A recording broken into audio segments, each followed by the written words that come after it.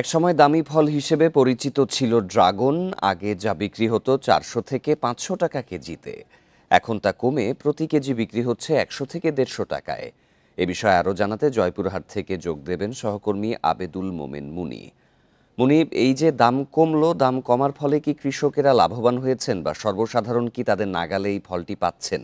আর কত একর মোট এখানে ড্রাগন চাষ হয়েছে ওই এলাকায়?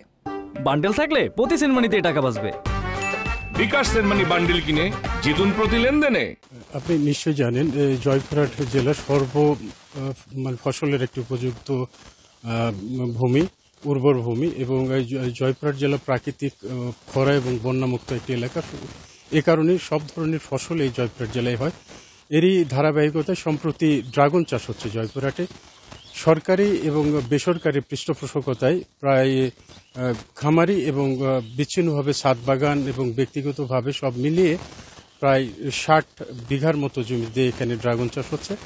তো ড্রাগন চাষের যে বিষয়টি এখন মানে আপনি যেমনটি বলছিলেন যে শুরুর দিকে 500-600 টাকা পর্যন্ত এখানে ড্রাগনের কেজি প্রতি দাম হলেও এখন সেই 100 থেকে 150 টাকা পর্যন্ত জয়পুরহাটেও বিক্রি হচ্ছে। তো এই ব্যাপারে আমি বিশেষ করে ড্রাগন চাষিদের সাথে কথা বলেছি যে ড্রাগন চাষিরা যেটা বলেছেন শুরুর দিকে লাভ বেশি হয়েছে, কিন্তু এখন লোকসান যাচ্ছে না তাদের।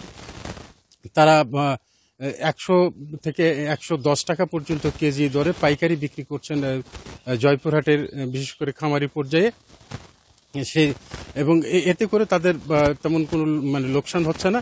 আবার এদিকে ড্রাগন এই যে এক সুস্বাদু জাতীয় ফল, এই ড্রাগন ফল দাম কম হওয়ার কারণে বিশেষ করে গ্রাম পর্যায়ে পর্যন্ত এবং প্রায় প্রতিটি ঘরে ঘরে এখন ড্রাগন পৌঁছে যাচ্ছে এবং ড্রাগন ফল কিনে খেতে পাচ্ছেন সাধারণ চাষিরা। এবং এই চাষিরা যেটা বলেছেন যে ড্রাগনের মানে দাম কমে গেলেও তাদের কোনো লোকসান হচ্ছে না, কারণ ড্রাগন 20 থেকে 30 বছরের একটি ফসল। প্রতি বিঘা জমিতে ড্রাগন উৎপাদনে প্রথমেই খরচ হয় প্রায় 2 লাখ টাকা, এবং পরে যেটা প্রতি বছর 20 থেকে 30 হাজার টাকা পর্যন্ত এদের পরিচর্যা খরচ বাবদ এবং সার খরচ বাবদ বিশেষ করে ব্যয় করা হয়।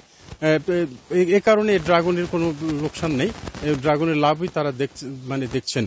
তো জয়পুরহাটের কৃষি এবং বেসরকারি পর্যায়ে যে সমস্ত বিশেষ করে চাষি মানে যারা পৃষ্ঠপোষকতায় যারা ড্রাগন চাষ করছেন তারা মোটামুটি ভাবে সন্তুষ্ট। তো জয়পুরহাটের ড্রাগন চাষ এই ছিল আমার কাছে সর্বশেষ। জয়পুরহাটের ড্রাগন ফলের চাষের বিষয়ে জানাচ্ছিলেন সহকর্মী আবেদুল মোমেন মুনি।